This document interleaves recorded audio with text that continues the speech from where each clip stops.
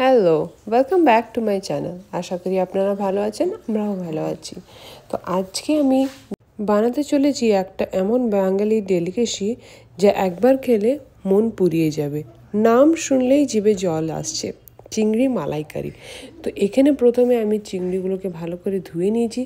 আমি কিন্তু এখানে যে ভুলটা করেছি আপনারা করবেন না। আমরা বলেছিলাম একে হেড আর টেল দুটোই রাখতে, কিন্তু ওরা ল্যান্সটা কেটে দিয়েছে। ল্যান্সটা থাকলেই খুব সুন্দর হয়।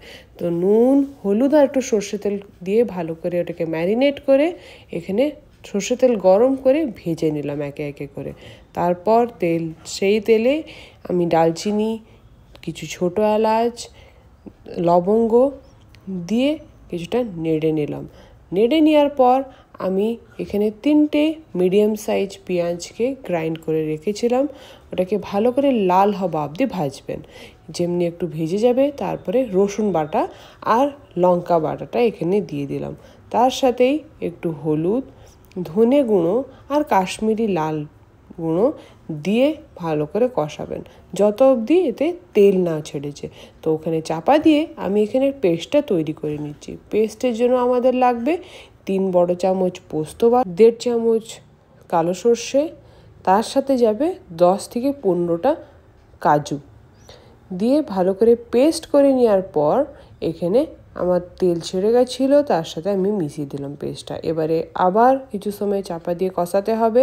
কিছুটা কষিয়ে দিলে তারপরে আমি ফেটিয়ে রাখার দইটা এখানে অ্যাড করে দিলাম। দই অ্যাড করার পরে আপনার স্বাদ অনুসার আপনি নুন দিয়ে দিবেন।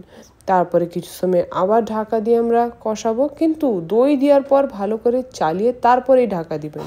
কেননা দইকে যদি আপনি না চালাবেন তাহলে দইটা ছিঁড়ে যাওয়ার সম্ভাবনা থাকে।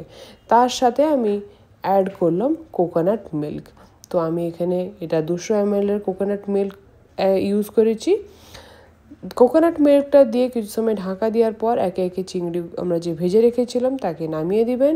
আর দেখুন কি লোভনীয় লাগছে, আমাদের প্রন মালাইকারি তৈরি হয়ে গেছে। বাস এরপরে গরম মশলা দিয়ে ভাতের সাথে নামিয়ে খেয়ে দেখুন।